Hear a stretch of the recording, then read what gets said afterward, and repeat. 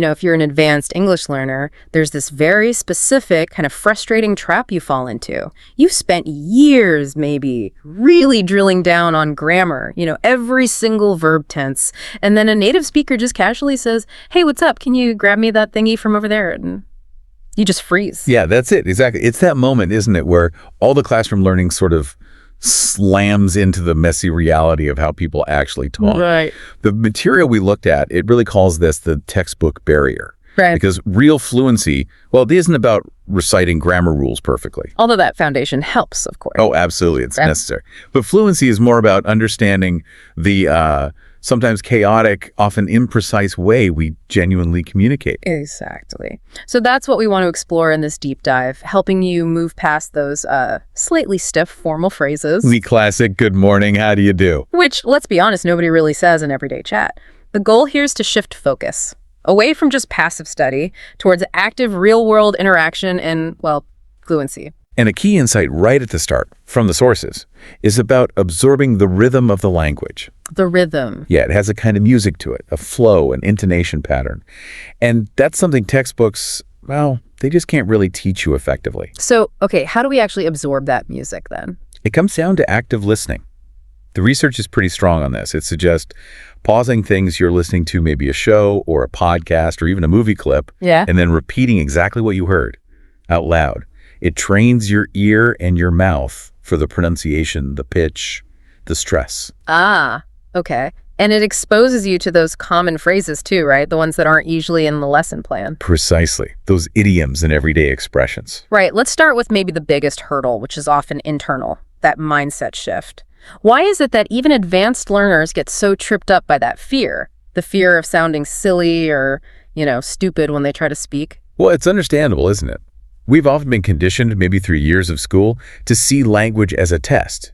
You either pass or you fail. Yeah.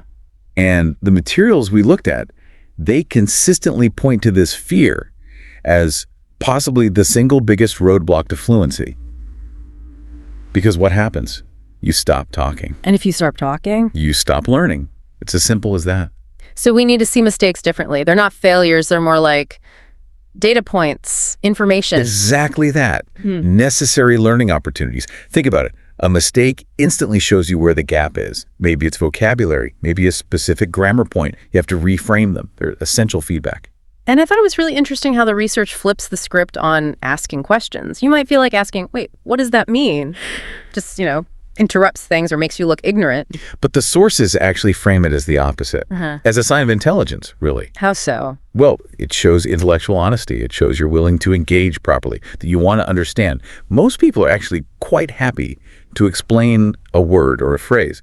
It shows you care about the conversation. You're not just trying to hide what you don't know. That reminds me of that anecdote. It was quite funny, buried in the notes about traveling, how sometimes the most embarrassing moments are the best teachers. Oh, the frizzante story. Yes, that was perfect. Someone trying to order sparkling water in, I think it was Italy. Yeah, frizzante. But they mangled the pronunciation so badly. The waiter thought they were asking for a frittata. An omelet. An omelet. I mean, that's pretty awkward. Water versus eggs. Highly awkward. Right. But also, you imagine, highly memorable. You might blush bright red at the time, but that correction, it sticks. It absolutely would. And that leads straight to the core idea here. You've got to prioritize communication, connection, over trying to be perfect right out of the gate. Perfectionism is paralyzing. You have to be willing to get it wrong sometimes to actually move forward. Okay, so let's say we've managed that internal shift. We accept mistakes are part of it. We know it's okay to ask. What next? What do we actually do day to day to practice actively, especially if we're not in constant conversation? Right, this is where we build in what you might call low pressure practice into your routine. One really good technique is just thinking in English. Thinking in English. Yeah, it's a totally solo exercise. You basically narrate your own day, your actions, your thoughts, either silently in your head or maybe quietly to yourself. So instead of just grabbing my keys, I'd think, maybe, okay, need my keys. Where are they? On the table, but in English. Right, need my keys. Where did I leave them? Oh, they're on the table. Like that. Exactly like that. I'm making a cup of tea now. Oh, nearly forgot the sugar. Kettle needs to go on. It trains your brain to actually process thoughts in English. It's practice, but with zero judgment. That makes sense. No audience. And alongside that, keeping a journal is often recommended. Just a simple low-stakes journal in English. Don't stress about making it beautiful prose. Just jot down a few sentences about your day or how you're feeling. So practical writing practice. And what about that old trick for vocabulary? The one with the labels? Yes. Sticking labels on things around the house. It sounds basic, maybe, Yeah. but it works. So like a label saying cupboard on the cupboard. Precisely. Yeah. Because every time you reach for it, you see the word. It links the physical object to the English word through repetition. It aids memory. Okay, those are good solo things. But eventually you do need actual conversation partners, don't you? The sources mention lots of resources, apps, websites, maybe local groups. Mm-hmm. But what seemed particularly useful was the emphasis on finding interest-based communities. Interest-based? Yeah.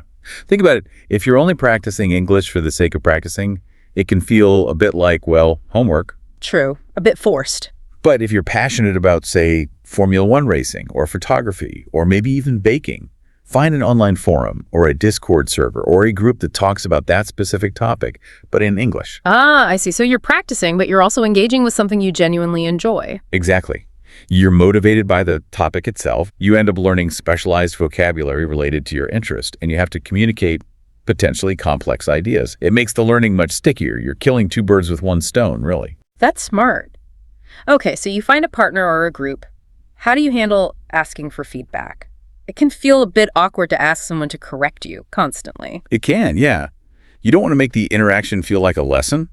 The materials suggest being quite specific and polite about it. What kind of phrases work well? Well, instead of just stopping and saying, was that right? Maybe try something proactive, like, hey, I'm really working on improving my spoken English. Would you mind occasionally giving me some feedback if I make a mistake? Okay, that sounds quite natural. Or even, please feel free to correct me if I use an expression a bit strangely. It sets a friendly, collaborative tone rather than putting them on the spot. Yeah, much better than just constantly apologizing for potentially making errors. Okay, so we've tackled mindset. We've got some daily practice ideas. Now let's move on to media. This is where we get that really authentic, everyday language, right? Absolutely. And lots of advanced learners watch shows or movies, often starting with subtitles in their own language, then maybe English subtitles, which is fine initially. Helps train the ear, connect the sound to the word. Exactly. But a really key finding is that the ultimate goal has to be moving away from relying on those subtitles, transitioning away from just passive watching. Because if you're just reading the text, your brain isn't fully concentrating on the sounds, the intonation, the rhythm we talked about earlier. Precisely. You need to get to the point, maybe gradually, maybe just jumping in, where you turn them off completely, even if it feels a bit daunting at first. Force your brain to focus purely on the audio. Yes. And don't just watch. Be active. Pause the video. Repeat a phrase you liked or didn't quite catch. Jot down an idiom you heard that you didn't recognize. Look it up later. That's active engagement. Makes sense. And when choosing what to watch, the research seemed to lean heavily towards certain types of shows, like contemporary comedies, things like Modern Family or Brooklyn 999. Why those specifically over maybe a historical drama? It's about relevance and accessibility. Those kinds of comedies tend to use very current, everyday, casual language. The kind of phrases people actually use when chatting, ordering coffee, talking about their day. Whereas a historical drama Might have beautiful language, grammatically perfect perhaps, but could sound quite formal or even archaic if you tried to use it down the pub or in the office today. It's less practical for immediate conversational fluency. Okay. And that brings us neatly to idioms and slang, which are, let's face it, often the trickiest part of sounding natural. Things like packed like sardines or Bob's your uncle. You can't just translate them literally. Absolutely not. They often make no logical sense if you try. The only real way to learn them effectively is in context. Seeing them used. Seeing why a character in a show says they're on the fence when they can't decide something. You need that situation, that context to grasp the meaning, much more than just a dictionary definition. And context is also vital for formality, isn't it? Understanding the situation, the relationship between the speakers. The sources really hammered this point home. They did. You absolutely have to observe how people talk to each other in different settings. You wouldn't start an email to a potential boss with, hey. Certainly not. But you might text a close friend that way. So until you really get a feel for the specific nuances of a situation, the advice is generally err on the side of politeness. Stick with clearer, more standard phrases like "thank you very much," rather than risking overly casual slang or abbreviations. That deeper level of observation, paying attention to those social cues, that seems key to moving from just advanced to truly fluent.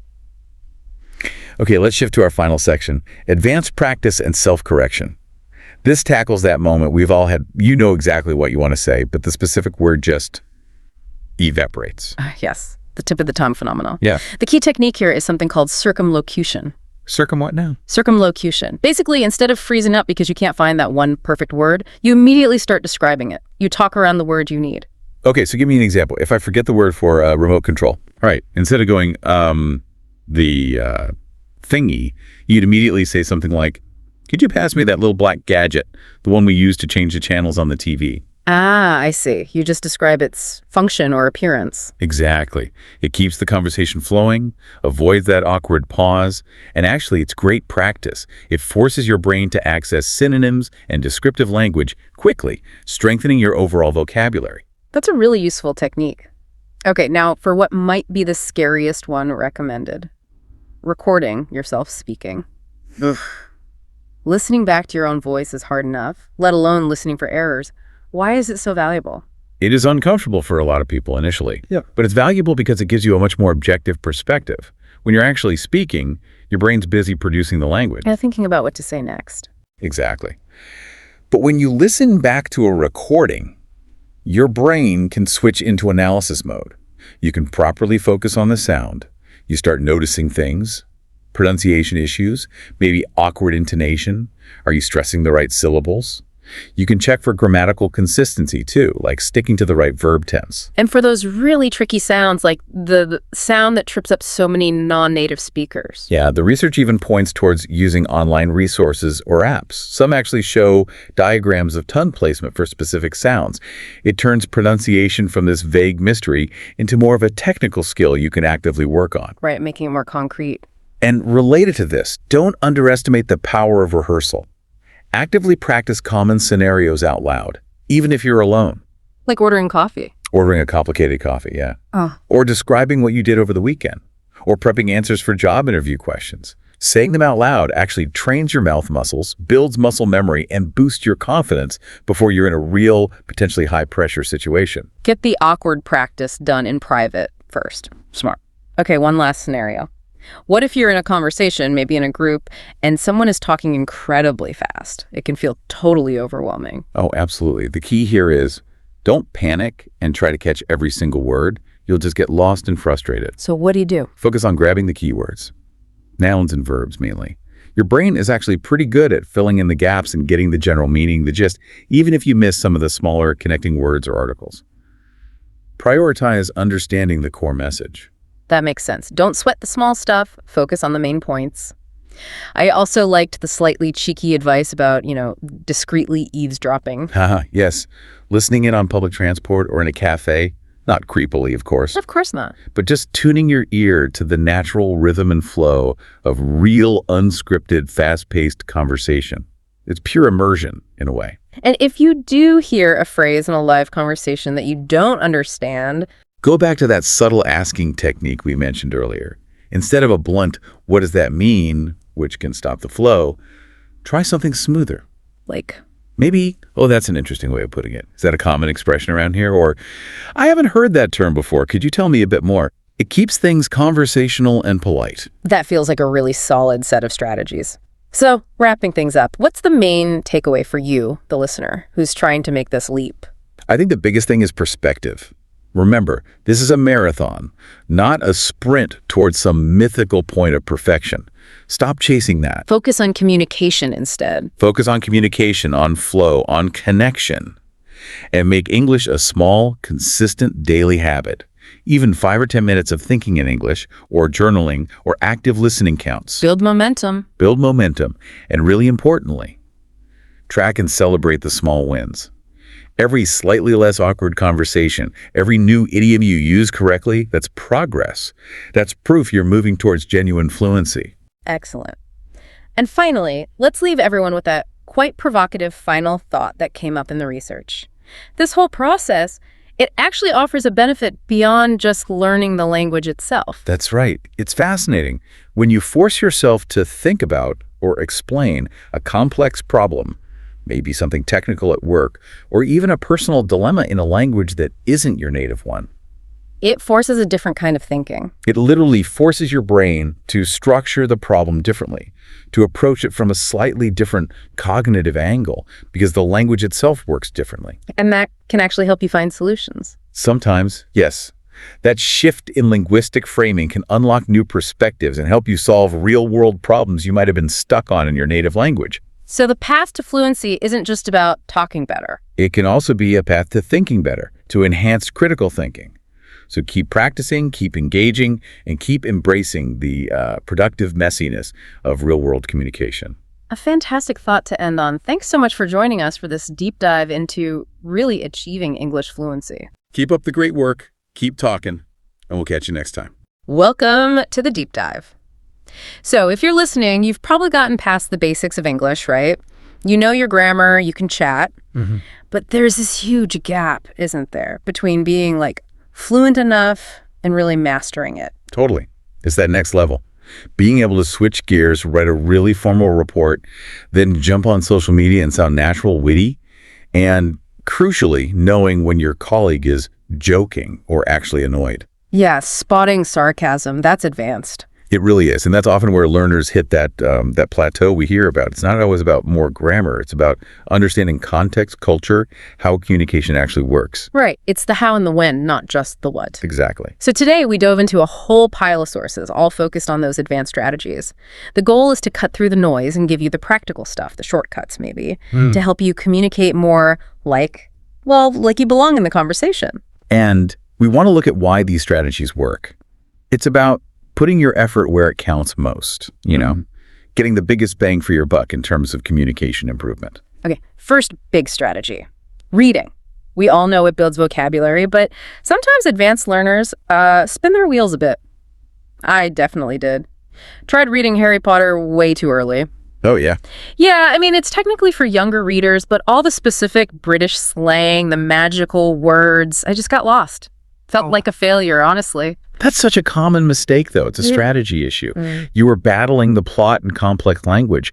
The sources suggest a couple of things here. First, graded readers. They exist for a reason. Right. Books written for specific levels. Exactly. But the other idea, which I find really smart, is reading stuff you already know, like a book you read in your native language. Wait, hang on. If I already know the story, won't I just get lazy?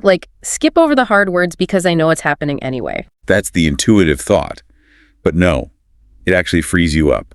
Knowing the plot means you stop worrying about what happens, and you can focus entirely on how it's written. Ah, okay. Like the sentence structure, the word choices. Precisely. You're analyzing the language itself, the syntax. It's like looking at the blueprint instead of just the finished building.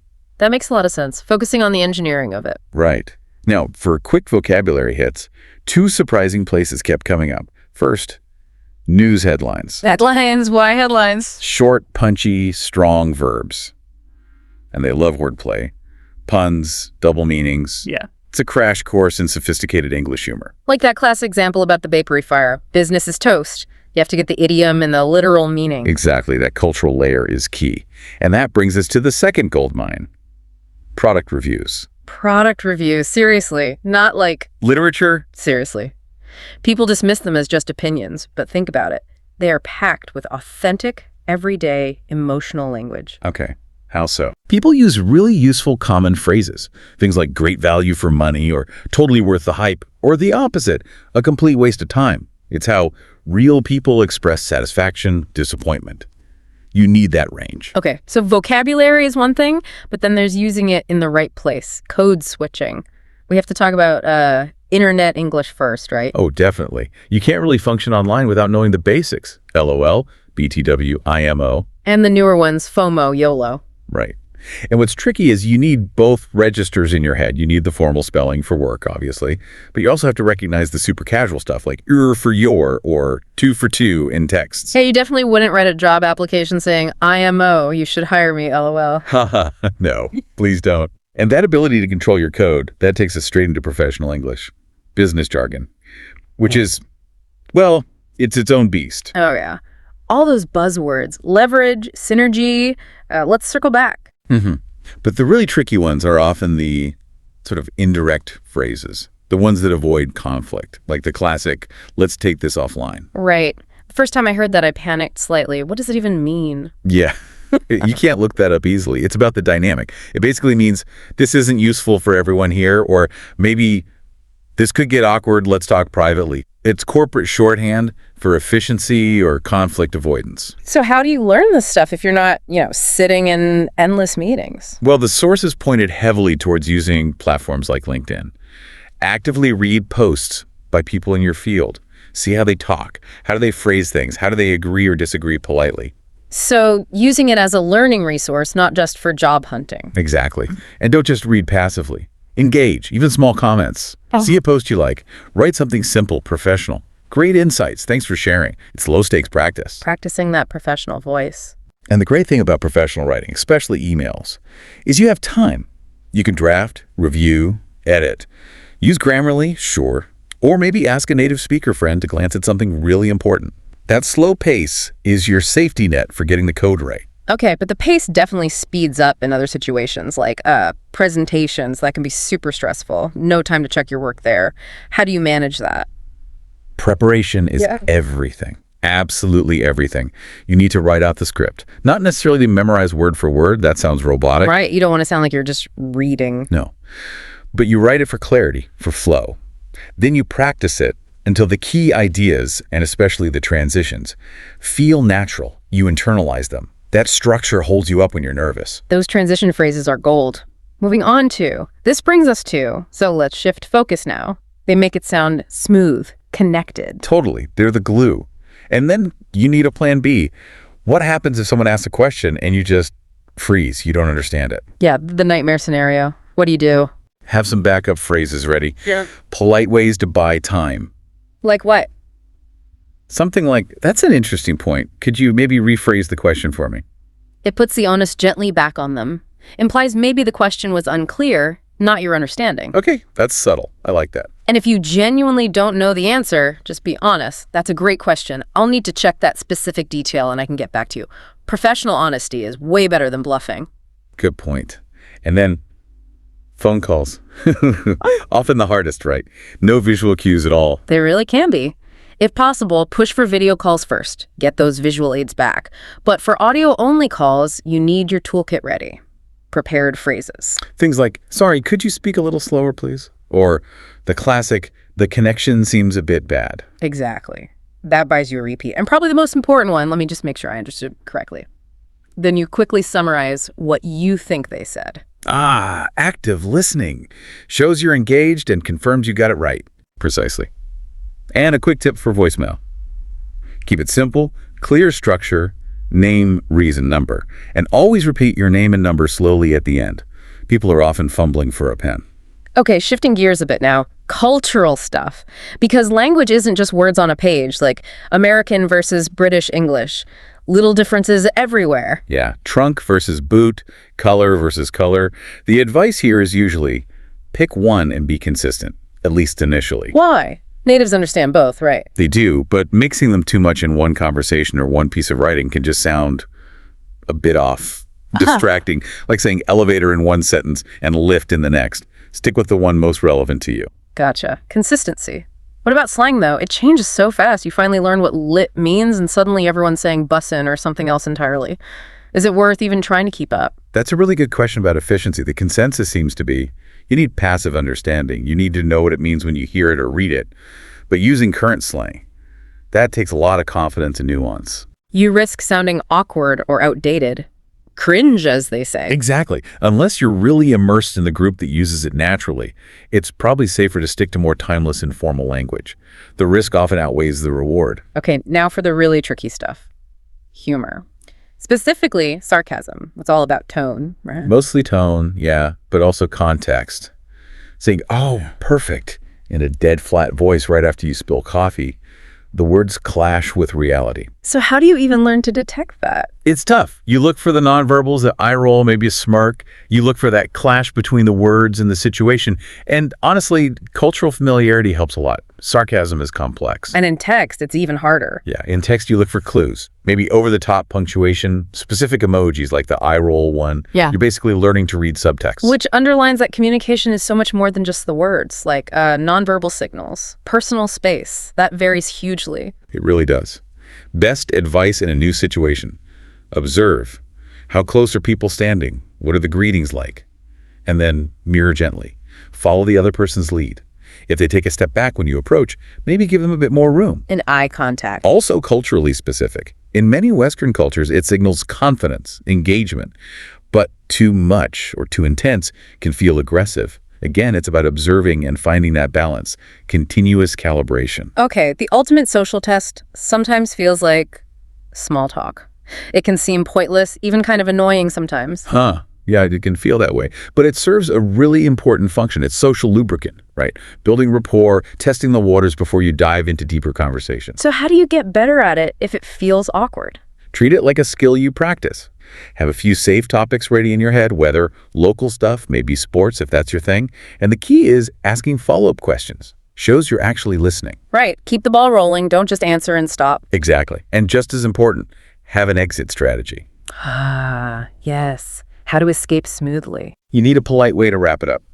Something like, well, it was really great chatting. I should probably go grab another coffee, or I need to get back to. Something simple, positive, but signals the end.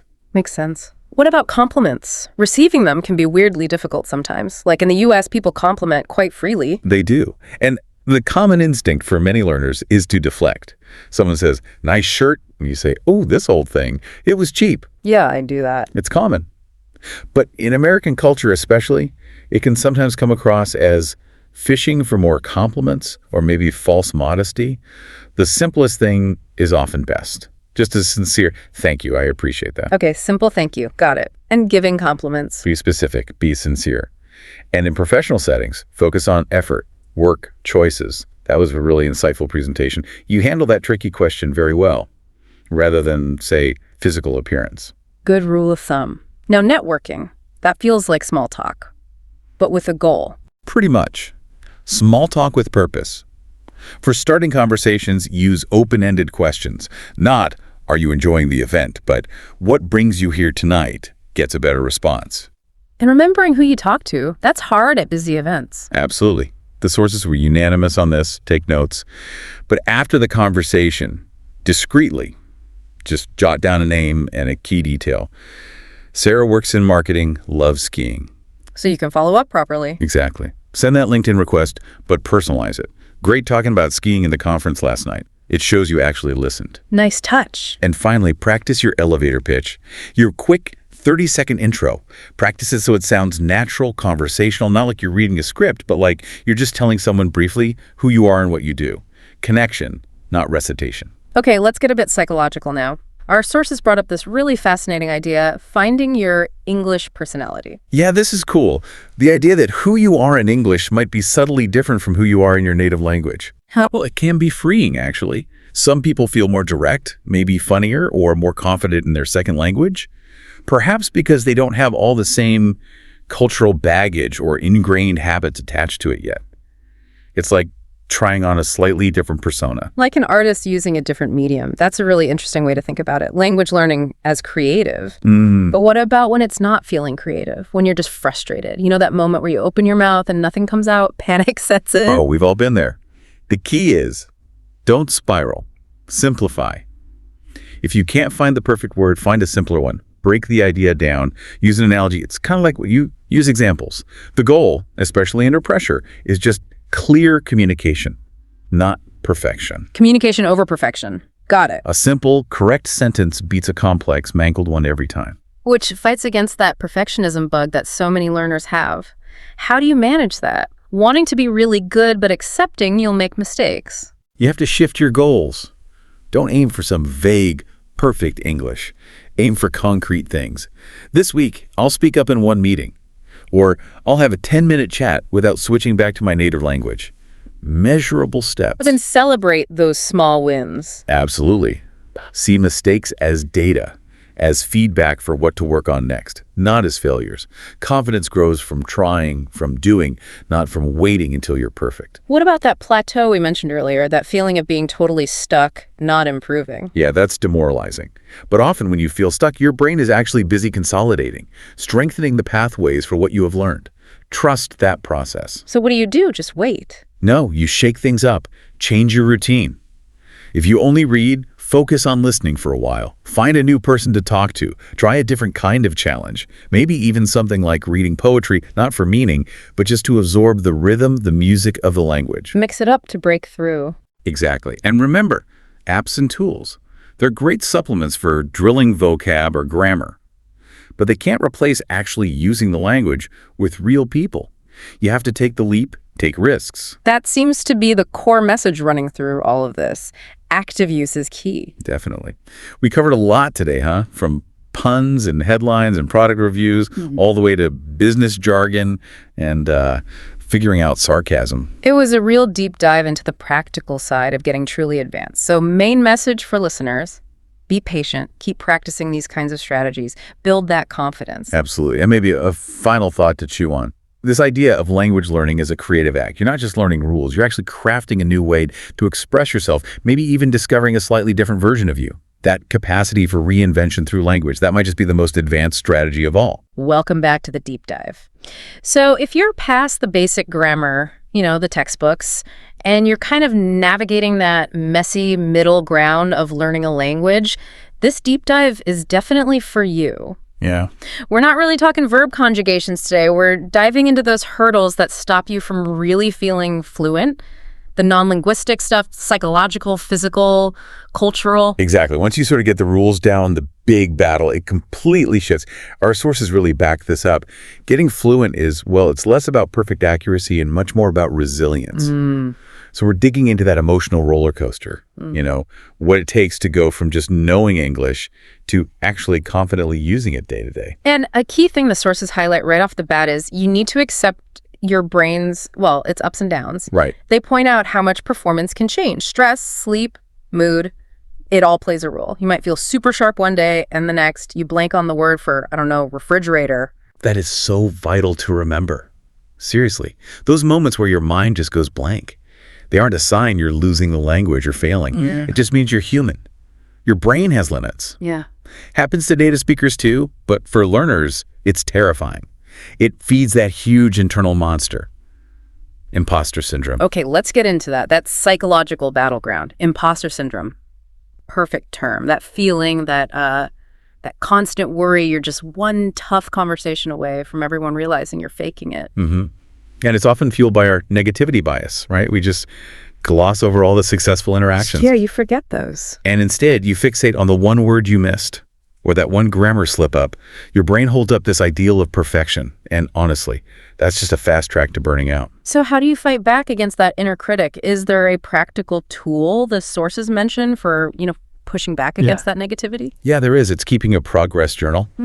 And this isn't just listing new words. It's more structured. You track the small, concrete wins you'd normally just brush off. Like what kind of wins? Like maybe you actually understood the plot of a movie without needing subtitles. Or you explained a tricky tech issue without having to switch back to your native language. Little things like that. But I wonder if someone's already feeling down, won't they just wave those small wins away?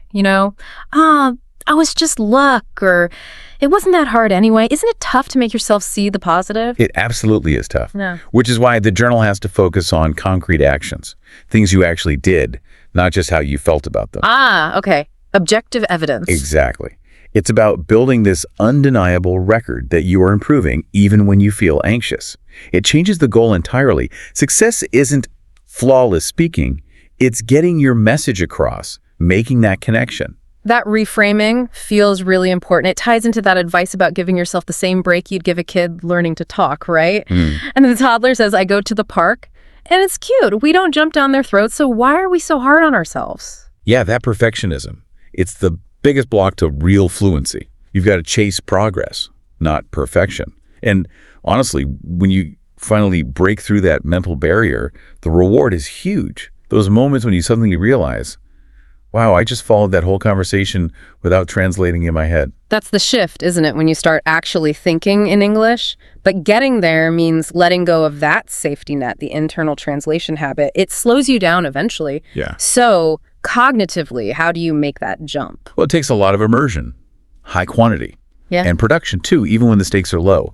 One technique, it sounds a bit weird, but it's effective, is self-narration. Self-narration. Yeah, like when you're doing something routine, cooking, cleaning, whatever, just describe what you're doing out loud in English. Okay, I'm chopping the onions now. Now I'm heating up the oil in the pan. That sounds exhausting at first. It is, because you're actively forcing your brain to skip the middle step, skip your native language, and link the action or concept directly to the English word. It's definitely work, but it really speeds up your processing over time.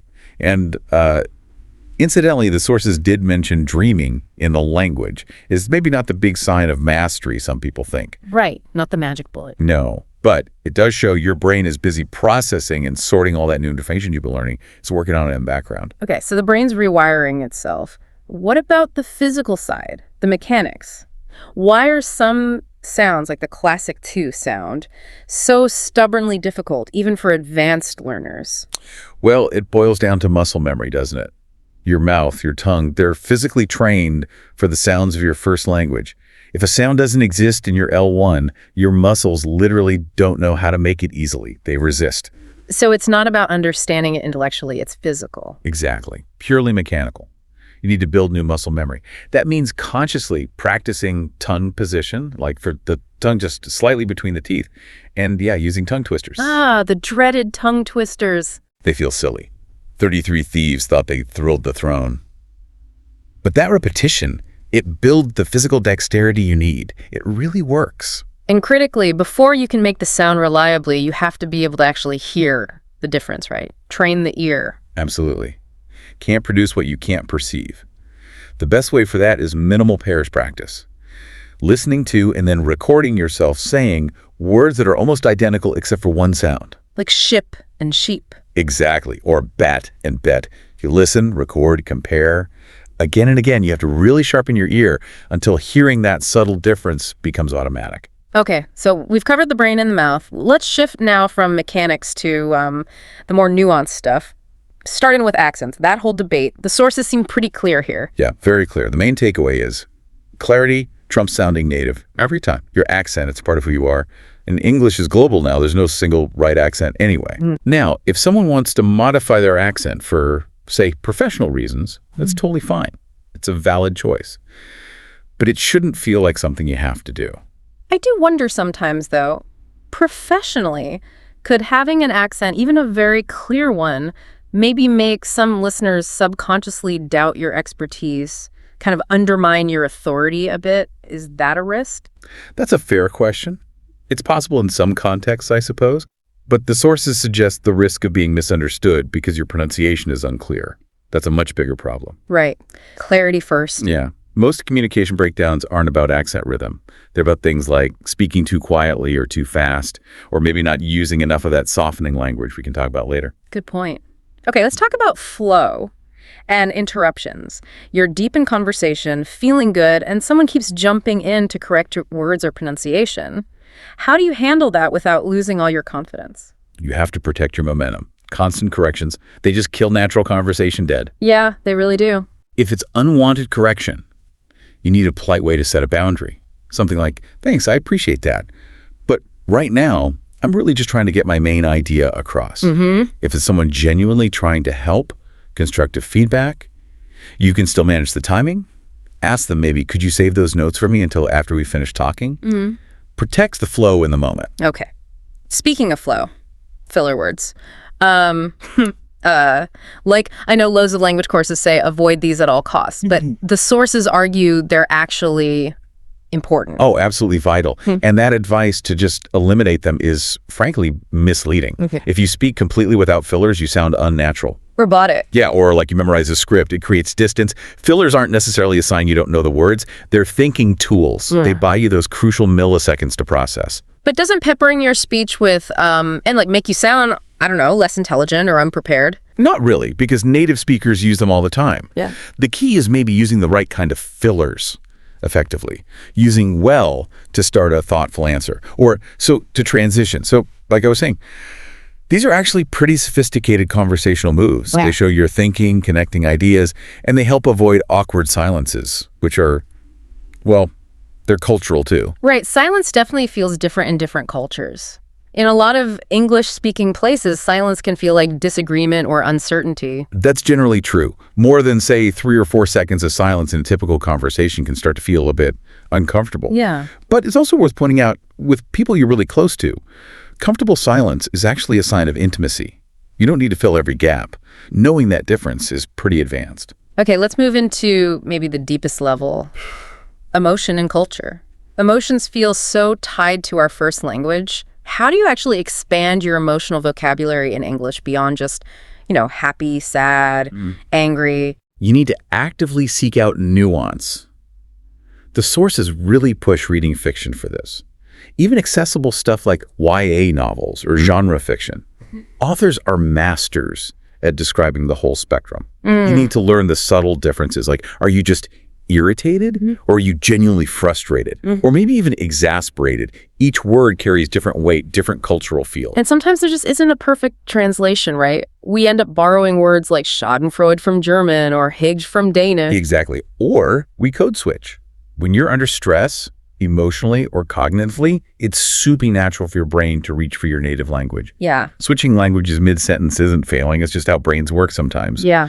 Being aware that you're doing it, that's actually a sign of advanced control. Okay. Now for maybe the trickiest bit of advanced fluency, navigating cultural minefields, taboo topics, money, politics, really personal questions. What's the strategy there? Observation first, always. See what others talk about, how they handle sensitive stuff, and stick to safe ground yourself initially. Food, travel, maybe movies or books. And if someone brings up something tricky, You need some smooth deflection moves ready. give me an example. What's a good deflection? Okay, say someone asks a really direct question about your salary, which is often taboo. You could pivot gently. Oh, that's an interesting area. It varies so much depending on, hey, have you tried these spring rolls? They look amazing. You just redirect. Polite but firm. Nice. Redirect without being rude. And related to not being rude, decoding indirectness. The sources mention that being too direct can come across as impolite in many English contexts. Yes, this is huge for sounding fluent and, well, culturally aware. You have to learn to read between the lines. Look for specificity as a clue to sincerity. How so? Well, a vague, we should totally get coffee sometime, often means nothing. It's just polite noise. Right. Social nicety. Exactly. But are you free for coffee next Wednesday around 3 p.m. at that place on Main Street? Yeah. That requires a real answer. That shows genuine intent. So vagueness is the lubricant, specificity is the commitment. Got it. Precisely. And when you need something, when you're making a request, always use softening language. Don't just say, send me the report. Right. Too blunt. Yeah. Instead, try. I was wondering if you might possibly be able to send that report over when you get a chance. It sounds longer, but those extra words, they reduce the feeling of demand, make cooperation much more likely. So with all these challenges, psychological, mechanical, cultural, what advantages do adult learners actually have? Are we just doomed compared to kids who soak everything up? No, not at all. We have huge advantages. Yeah. Sure, kids often nail pronunciation more easily. But adults, we bring analysis, existing knowledge of grammar, usually strong motivation. And we need context, right? Connection. Yes, we leverage context and connection much better. Multisensory learning, we don't just link the word apple to its translation. We link it to the smell, the crunch, buying it at the market, maybe baking a pie. Exactly. That web of connections, that's our superpower. And we can be strategic about finding practice. For online communities, the sources suggest avoiding those massive anonymous groups. Too smaller. Yeah, look for active groups, maybe 50 to 200 members.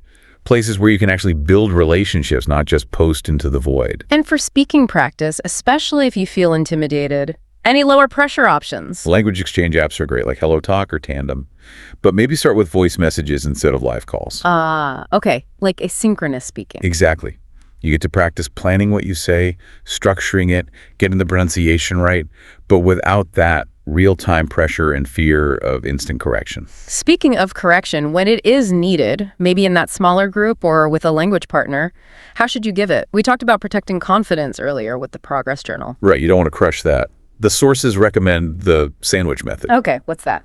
You start with something genuinely positive. Then you insert the specific correction, clearly but concisely. And then you end with another positive, encouraging comment about their overall effort or success. Can you give an example? Sure, like, wow, your vocabulary range is really impressive. Just a small tip, the past tense of go is went, not goed. Yeah. But honestly, your story was super engaging. I followed it perfectly. Nice. Positive correction, positive. Protects the ego while still helping. Exactly. And finally, for learners using English professionally, public speaking often comes up. Any tips from the sources for handling those formal presentations or Q&As? Yeah, that can be nerve-wracking. Key thing is, over-prepare the content. Yeah. Know your material inside out so the language part feels less demanding. Have notes, but maybe just with key phrases, not a full script. Okay. And if you get hit with a question you just don't know the answer to, don't panic. Use strategic deferral. Deferral, meaning? Phrases like, that's a really interesting point. Could you maybe elaborate a bit on what you mean, just so I can make sure I answer effectively? Buys you time. Or just be honest but confident.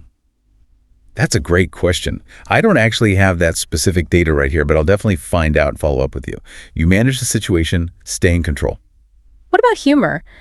Trying to be funny in a second language feels like the ultimate high-wire act. Oh yeah, risky.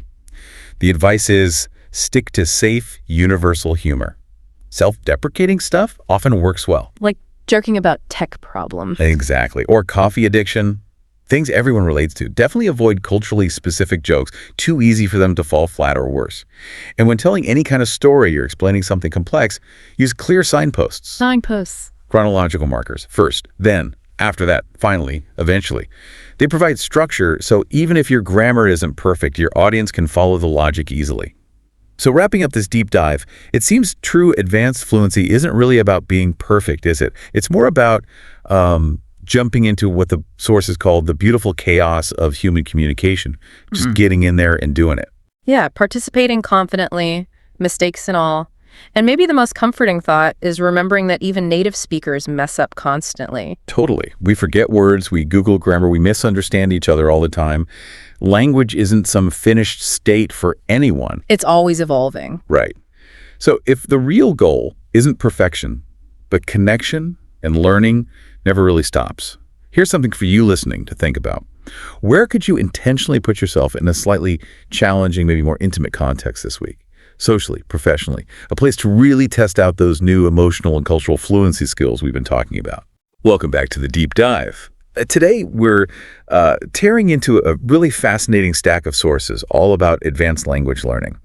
But here's the interesting twist. The material really moves beyond just, counting words or mastering grammar rules. Right. Our sources frame this whole thing less as knowledge accumulation and more as, identity transformation. That's exactly it. And our mission here really is to pull out those core mindset shifts, the ones that can turn what often feels like a struggle into hopefully a real adventure. Yeah. We're trying to figure out the difference between just knowing a language and actually becoming a speaker of it. And that core insight seems to be that you're not just adding, say, English skills to your existing toolkit. You're actually developing a new persona, almost. Yeah, a new version of you. The sources suggest your English-speaking self might even have different personality traits. Maybe you're more outgoing in English, or perhaps more reserved than in your native language. It's fascinating, isn't it? And part of that comes from the psychological distance. Because you're not using your mother tongue, there's often less emotional baggage tied to the words. Right. Which can make you feel freer, maybe. Freer to experiment with how you act, how you interact. Which I imagine leads to that feeling some people get, that sort of discomfort, like you're acting or not being your true self. Is that second language persona really authentic? Oh, absolutely. I mean, think about identity more broadly. You act differently with your grandmother than you do with your best friend, right? Sure. But both are genuinely you. They're just different facets of your complete identity. Your English self is just another one of those facets, shaped by different cultural rules, different linguistic expectations. The sources actually had a really compelling example of this kind of liberation.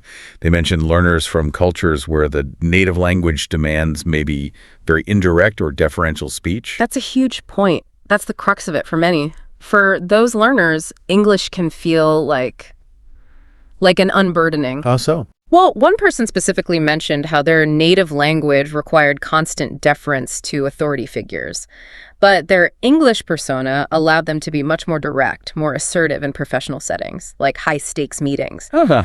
It was a shift they felt they just couldn't make within their own cultural context back home. That's basically mastering code switching, but at an identity level. Wow. You've essentially given yourself this rare chance as an adult to kind of reinvent parts of your professional and social self. Okay, so if reinventing ourselves or parts of ourselves lets us be maybe braver or different, that must translate into professional life too, right? How does this identity shift unlock career growth? Global opportunities. Oh, definitely. It's often an immediate pivot point towards global careers. But, and this is crucial in the sources, just having professional English isn't quite enough. Right. You have to integrate what you could call business anthropology, learning the cultural expectations that wrap around the words. So we're talking about understanding those silent rules, the unspoken stuff in a global workplace. Precisely. If you're aiming for remote work or collaborating across borders, knowing the vocabulary for, say, a negotiation is kind of useless if you don't get the cultural norms. Like what specifically? Things like how flexible are deadlines really? How direct should feedback be? What's the proper etiquette for virtual meetings in this particular international team? It varies a lot. Okay, so to kind of combine the language and career aspects, the sources suggest this thing called double learning, like taking professional courses, maybe on Coursera or LinkedIn Learning, but taking them in English. Exactly. That sounds super efficient, right? But also potentially quite overwhelming. If you're already busy with work, how do you find the time for a whole extra course in English? That's a fair point. It's a friction point. Right. But the idea isn't necessarily to add some massive new course load.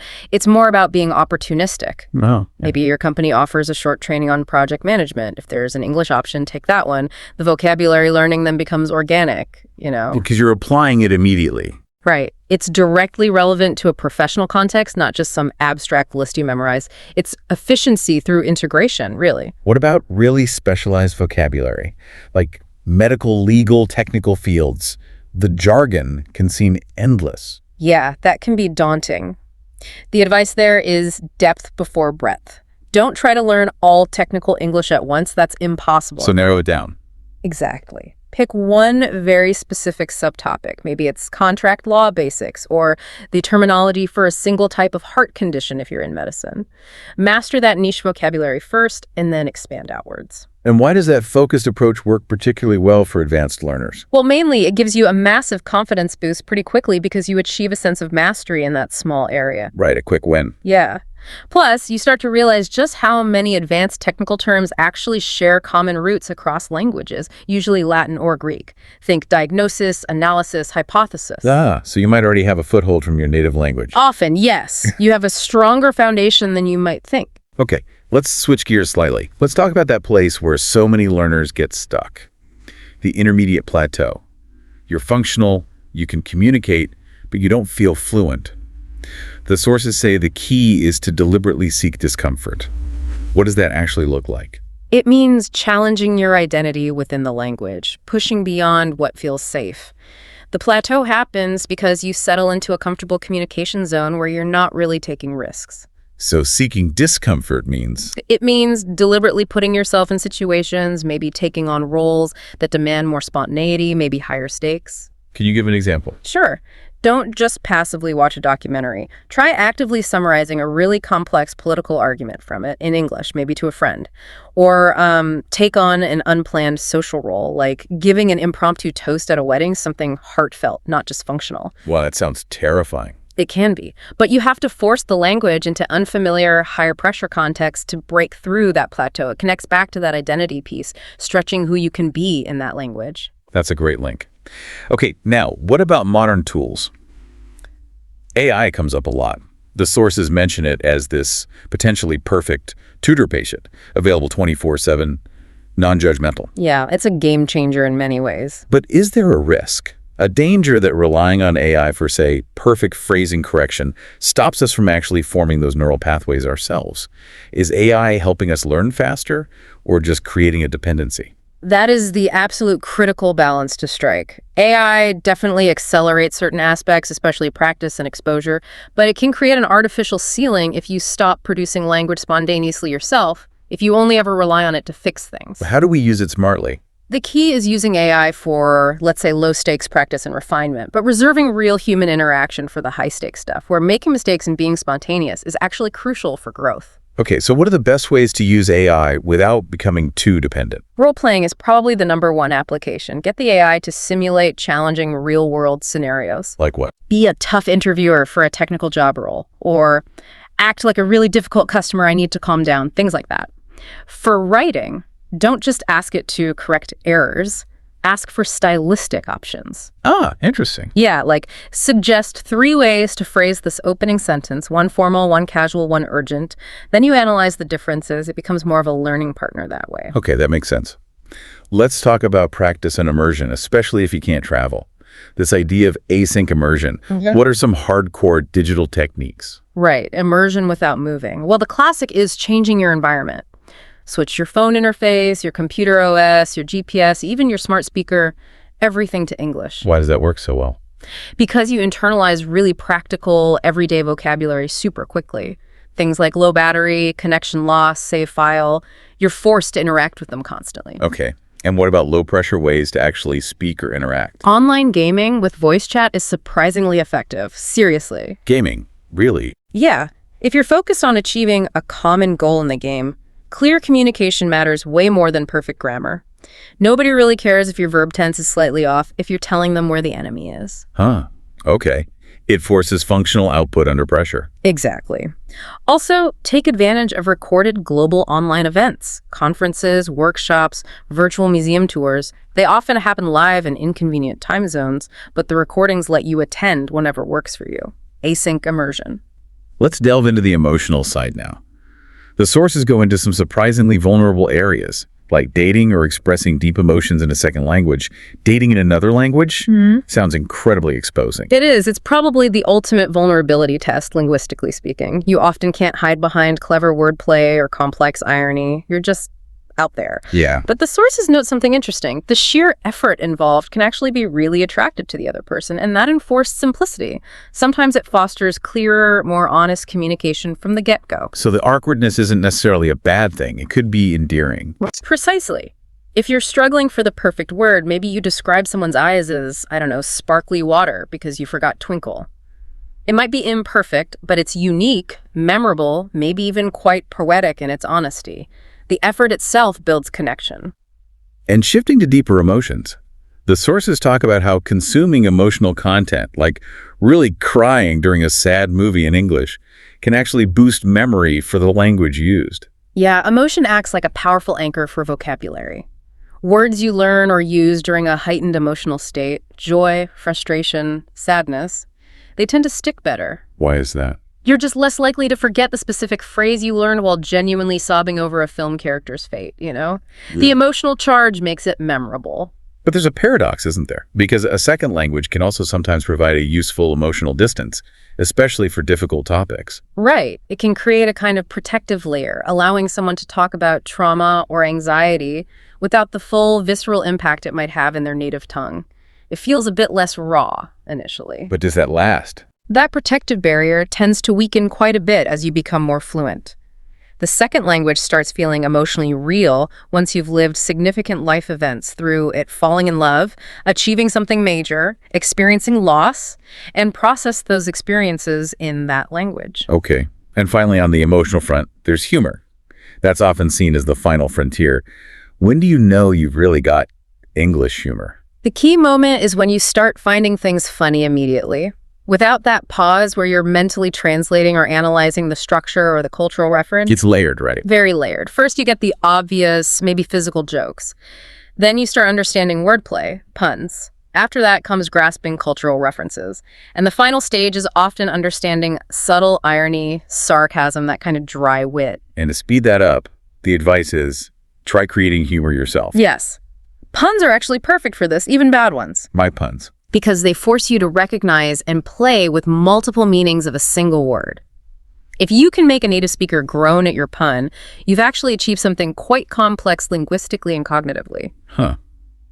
Okay, that involuntary reaction is the goal. Let's shift now to the long game.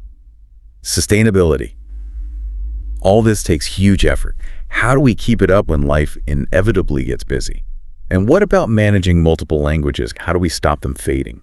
The big principle the sources stress is consistency beats intensity. Forget trying to find huge blocks of time. So small bursts. Exactly. Embrace micro-learning. That's the rule.